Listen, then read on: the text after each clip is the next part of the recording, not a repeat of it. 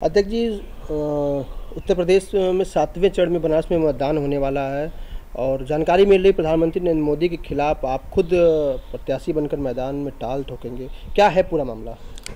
देखिए, पहली बात तो किसी पार्टी से नहीं मतलब है, न किसी नेता से मतलब है और न किसी मंत्री से मतलब है। वो जनता के बीच में हम जाएंगे, बनारस से चुनाव लड़ेंगे और वहाँ न्यायिक लोग हैं, धार्मिक लोग हैं, वहाँ धर्म स्थल भी है, इसलिए हम चुनाव लड़ने जा रहे हैं। मुझसे मैं प्रधानमंत्री के विरोध क्यों जाऊँगा? मैं तो मतदाता के बीच में जाऊँगा, मतदाता से भीख मांगूंगा, न्याय की भीख मांगूंगा, मतदान की भीख मांगूंगा। लोग दान देंगे कि नहीं देंगे, तो सारे गरीब अमीर वहाँ लड़ेंगे। प्रधानमंत्री भी लड़ सकते हैं और भी कोई लड़ सकता है, सारे लोगों का मैं सम्मान करता हूँ, लेकिन मैं जो जाऊंगा जनता के बीच में अपनी बात कहने के लिए, जिंदा मुर्दों की बात कहने के लिए, देश की समस्याओं की बात कहने के लिए, जो आज पढ़े लिखे लोग बेरोजगार हैं, भुखमरी के शिकार हैं, उनके लिए बात करूंगा। जो जिंदा आदमी को मुर्दा घोषित करके उनकी ज़मीन जायदाद हड़प लिया जा रहा है, उनके लिए बात करूंगा। आज जो कार्यालय, न्यायालय, कोर्ट कचहरी में जो महंगा स्वास्थ्य हो गया है, मतलब ये समझ जाइए कि न्याय हो गया है, शिक्षा हो गई, तो सारी व्यवस्थाएं जो महंगी हो गई है, भुखमरी के शिकार सारे लोग हो रहे हैं।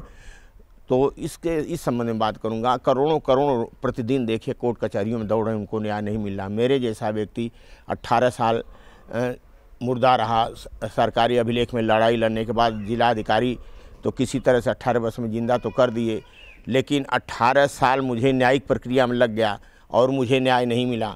मतलब 40 वर्ष बाद मुझे ज़मीन मेरे ज़मीन पर नाम आया, लेकिन कोर्ट से मुझे न्याय नहीं मिला। और वो जो सरकारी फाइलें होती हैं, जो मेरे साथ जब हो रहा है तो पता चलता है कि तमाम लोगों की सरकारी फाइलें चोरी हो जाती हैं, रोज़ रिकॉर्ड गायब कर दिया जाता है। तो मेरा भी 1976 1994 का भी रिकॉर्ड जो रहा है उसको सरकार ने गायब कर दिया, कि अधिकारी कर्मचारी ने गायब कर दिया। उस पर कोई आज तक चर्चा नहीं किया, न कोर्ट किया, न अन्य लोग किए, न चल रहा। तो इस तरह के तमाम जो प्रकरण, जो शोषण चल रहे हैं, अन्याय चल रहे हैं, भ्रष्टाचार चल रहे हैं, भुखमरी के लोग शिकार हैं, अन्याय हो रहा है, तो मैं इसके खिलाफ मैं जनता के बीच में जाऊंगा और अपनी बात कहूंगा। लोग मुझे वोट दें या न दें, वो तो देखिए, मेरे बाप तो उनको कर्जा दिए नहीं हैं। मैं तो एक मतदान मांगने जाऊंगा। भिखमंगा जैसे होता है, भीख मांगने जाता है, हाथ फैलाता है, गिड़गिड़ाता है। मदारी देखिए, मदारी अपना डमरू बजाता है, लोगों को अपने मन माफिक करके भरमाता है। तो वहाँ तरह तरह के उम्मीदवार रहेंगे। कोई पैसा से अपना खरीद सकता है, कोई दारू शराब पिलाकर खरीद सकता है, कोई डरवा धमका कर खरीद सकता है, कोई जाल बट्टा करके वोट ले सकता है। तो सारी प्रक्रिया है। तो मेरा भी एक उसी मदारियों में, उसी भिखमंगों में, उसी जो लोग जाएंगे जनता के बीच में मतदान के लिए, तो मैं भी कहूँगा भैया मुझे भी दे दीजिए, क्योंकि आप लोग धार्मिक नगरी के हैं। मेरे साथ कहीं न्याय नहीं हुआ तो हो सकता है बनारस से मुझे न्याय मिल जाए। देखिए, आपका कहना है कि मैं मोदी का विरोध नहीं कर रहा हूँ, धर्म नगरी होने के चलते मैं बनारस से चुनाव लड़ रहा हूँ। आप जिस ज़िले में आते हैं वो भी एक धार्मिक ज़िला कहा जाता है, दुर्वासा ऋषि की धरती कही जाती है। और बनारस और अयोध्या, सबसे बड़ी जो खास बात है, बनारस और अयोध्या के मध्य में आजमगढ़ आता है, इसलिए इसकी महत्ता और भी बढ़ जाती है।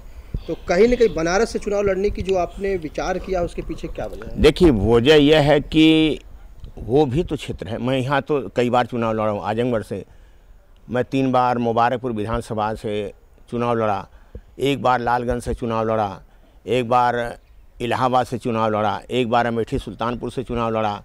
तो लगभग 5-6 चुनाव में लड़ चुका हूँ। तो एक बार मैं उस नगरी में ही जाना चाहता हूँ, धर्म नगरी में, न्यायिक नगरी में, और वहाँ के लोग जागरूक हैं। हो सकता है कि आजमगढ़ से ज़्यादा लोग जागरूक हों और अन्य लोगों से भी उनकी जागरूकता हो, मुझे न्याय मिले। देखिए, मैं ज़बरदस्ती नहीं कर रहा हूँ, मैं अपनी बात कहूँगा, लोगों के बीच में अपनी बात रखूँगा कि देश में क्या हो रहा, भ्रष्टाचार हो रहा, अन्याय हो रहा है, तरह तरह के लोग, हर तरह से कोई आदमी सुरक्षित नहीं, हर आदमी परेशान है, चाहे महिला हो, पुरुष हो, रोजगार का देख लीजिए, सारा देख लीजिए। जो आज फसलें जो नष्ट हो रही हैं, जो पशुओं का आतंक है, तो ये सब सारी समस्याएं हैं। तो मैं इसलिए जा रहा हूँ। क्या लगता है काशी की धरती जो है और काशी की जनता लाल बिहारी मृतक को स्वीकार करेगी? देखिए, वो तो उनकी मर्जी है।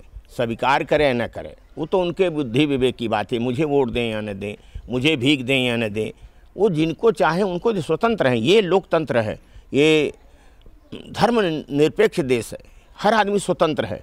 लेकिन मैं मांगने जाऊंगा, मैं हड़काने नहीं जाऊंगा, मैं झूठ बोल के गुमराह नहीं करने जाऊंगा, मैं तरह तरह का जाल नहीं फैलाऊंगा। मैं अपनी बात कहूंगा, समय आने पर लोगों से कहूंगा। और मेरे पास उतनी साधन भी नहीं है। अब तो जान जाइए कि गरीब आदमी चुनाव नहीं लड़ पाएगा, कमज़ोर आदमी चुनाव नहीं लड़ पाएगा। चुनाव इतनी महंगा हो गया है कि उसमें कमज़ोर आदमी हरा जाता है, और जनता भी उसी का मैं देख रहा हूँ ज़्यादा सपोर्ट करती है, जिसके साथ लोग गाड़ी घोड़ा वगैरह वगैरह होते हैं। तो ये सब बहुत दुखद बात है। लेकिन ये अगर इस तरह से रहेगा तो देश में जो भविष्य में आने वाला, ये एक समझ जाइए कि लोकतंत्र खत्म हो सकता है। इसलिए कि जब उसमें पूंजीपति आ जाएगा, उद्योगपति आ जाएगा, तो गरीब की आवाज़ कौन उठाएगा। आपका चुनाव प्रचार कैसा चल रहा है? नामांकन आप कब करेंगे? अरे भाई, जब सब ही करेंगे तो मैं भी करूंगा। मैं तो निर्धारित किए होंगे ना? नहीं, वो तो क्लियर हो जाएगा।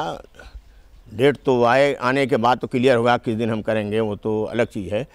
और उसमें पहली बात तो इतनी ज़्यादा फीस है कि हम लोग की कमर टूट जा रही है। दूसरी चीज़, हम लोगों के लिए 10 प्रस्तावक होते हैं। मैं मृतक संघ के तत्वाधान में जो चुनाव लड़ूंगा वो निर्दल माना जाऊंगा। मेरी पार्टी तो है नहीं, मेरा एक संगठन है, सामाजिक संगठन है। और इस सामाजिक संगठन के विषय में तो आप लोग जान ही गए होंगे कि मैं कई हज़ार लोगों को जीवित मृतकों और धोखाधड़ी भ्रष्टाचार से पीड़ितों को न्याय दिलाया। उनकी ज़मीन जायदाद जो हड़पी गई थी उनको वापस कराया हूँ। आज देख लिए कि देश में कितनी समस्या है कि ये पोखरा, पोखरी, बाहा, तालाब, उसर, बंजर पे जो लोग बसे उनको उजाड़ा जा रहा है। और इस तरह से तमाम ऐसे हैं चीज़ें हैं, जैसे वक्फ बोर्ड की ज़मीन है जो खुशकी रजिस्ट्री लिए हैं गरीबी में लोग, उनको उनके पास कोई प्रूफ नहीं, उनकी ज़मीनें हड़पी जा रही है, लिया जा रहा है। आज देखिए इतनी गरीबी हो गई है, लोग कर्जा में डूब गए हैं, सूदखोरी चरम सीमा पर, हर आदमी कर्जबंद है, हर आदमी तबाह है। तो तबाही कैसे मिलेगा? नौकरी मिल नहीं रही है। लोग पढ़ा लिखा व्यक्ति अब अपनी डिग्री लेकर अचार नहीं डालेगा। भाई डिग्री लेकर तो अचार तो डालेगा नहीं, उसको जब रोजी रोटी नहीं मिलेगी तो क्या करेगा बताइए? भुखमरी का शिकार होगा। या तो अब देखिए नौजवान काम धंधा छोड़कर रोडों पर घूम रहे हैं। तरह तरह के जो अपराध बढ़ते हैं, छोटे छोटे अपराध जो होते हैं बड़ा अपराधी हो जाते हैं। तो यही कारण है, इंसान को कम से कम इतनी रोजी रोटी मिलनी चाहिए, इतना कारोबार मिलना चाहिए, इतनी नौकरी मिलनी चाहिए कि कम से कम अपने परिवार का गुजर बसर कर ले, लेकिन नहीं हो पा रहा है। तो ये सारी समस्या है। और देखिए 80 करोड़, ये कहा जा रहा कि 80 करोड़ जनता ले रही है राशन। तो 5 किलो 80 करोड़ जनता ले रही है राशन, तो सीधे मान लीजिए कि 80 करोड़ भुखमरी के शिकार पर हैं। 5 किलो जो गेहूं लेने या चावल लेने जाएगा, भुखमरी है तभी न जा रहा है भाई। 80 करोड़ का आंकड़ा, सरकार का आंकड़ा है कि 80 करोड़ सरकार दे रही है। तो ये तो एक प्रूफ हो गया ना कि 80 करोड़ लोग भुखमरी के शिकार हैं। किसान निधि लगभग 6,000 सालीना आ रही है। तो 6,000 सालीना किसान निधि में वही व्यक्ति ले रहा है जो मजबूर है, खाद नहीं पाता है, पानी नहीं पाता है, नहीं हो पा रहा है, तो उसकी मजबूरी 6,000 ले रहा है। और यही नहीं, जितना वो 6,000 पा रहा है उससे ज़्यादा उसकी फसलें चढ़ जा रही हैं, पशु चढ़ जा रहे हैं। तो ये सब सारा देखेंगे नुकसान जितना हो रहा है, जितना लोग बर्बादी कगार पर। दवा आने जाइए अस्पताल में, 1 रुपया के पर्ची कटेगी, पता चला कि 4,000 का जांच लिख देंगे। हाँ, दवा लेने जाएंगे तो बाहर से लिख देंगे, पता चला कि 2,000 की दवा लिख देंगे। तो इस तरह से कहाँ न्याय मिलने वाला? आप कोर्ट कचहरी में जाइए, बेगर पैसे का कहीं काम होने वाला नहीं है। चाहे किसी कार्यालय में जाइए, अधिकारी कर्मचारी की जाइए, पहले तो कम, मैं देखिए मैं लगभग 47 वर्षों से लड़ रहा हूँ। पहले 150 लोग देते थे, अब तो उसी का 1,000-2,000 लेते हैं। सीधे कहते हैं आप इतना दीजिए तो आपकी फाइल की सुनवाई होगी, यहाँ से वहाँ जाएगी, नहीं तो नहीं होगी। सीधे कहते, कोई जो विरोध करेगा जेल में जाएगा। तो ये सब समस्या, कोई सही बात कह देगा जेल में जाएगा। तो सही कहने का मतलब अब खोजा जाएगा कि देखिए कहीं पोखरा पोखरी बंजर में नहीं बसा, इसका घर देखिए, इसको उजाड़िए, इसका घर गिरवाइए, देखिए इसके पर कोई मुकदमा नहीं है, इसको बंद कराइए। मतलब चारों तरफ से उसको घेर देते हैं कि अपनी आवाज़ आदमी उठा ना पावे और फंसा रहे, उसी में दबा रहे।